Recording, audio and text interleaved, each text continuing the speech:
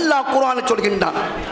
நரக நெருப்புல உலகத்தில் உள்ள பாவிகள், உலகத்தில் அல்லாஹ்வுக்கும் தூதருக்கும் மாறு செய்த மக்கள் நரக நெருப்புல வெந்து கொண்டிருக்கின்ற போது அல்லாஹ்ட்ட பசிக்குது, அல்லாஹ் எனக்கு உணவுதான், அல்லாஹ் எனக்கு பசிக்குது, எனக்கு உணவுதான் என்று கேட்டால் அல்லாஹ் எந்த உணவை கொடுப்பான் தெரியுமா? ஜக்கூம்ங்கிற மரத்தை கொடுப்பானா.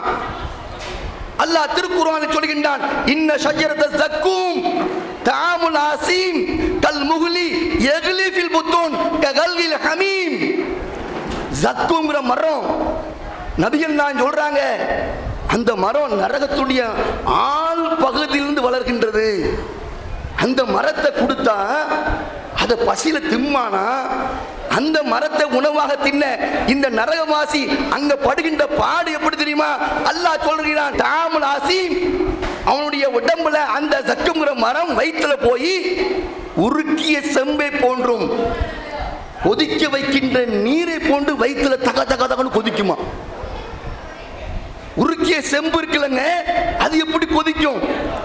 கொதிக்க வைக்கிற நீர் எப்படி கொதிக்கும்? இதே மாதிரி வயிற்றுல போய் தக தகவென்று கொதிக்கும். வழி தாங்க முடியாமல் அந்த நரகவாசி நரகத்துடைய ஓர பகுதிக்கு செல்வார். அல்லாஹ் சொல்வான் மலக்குமாருக்கு, ஹுதுஹு ஃபஅத்திலுஹு இலா சவாயில் ஜஹீம். அவனை நெருப்பினுடைய மத்தி பகுதிக்கு என்ன ஓரத்துக்கு போறான். என்ன ஓரத்துக்கு போறா? அவனை நேர நரகத்துடைய மத்தி பகுதி தூக்கி போடு என்று அல்லாஹ் மலக்குமார்களுக்கு கட்டளையிடுவான் என்று அல்லாஹ் ஜல்ல ஷானஹு தஆலா திருக்குர்ஆனில் சொல்கின்றான்.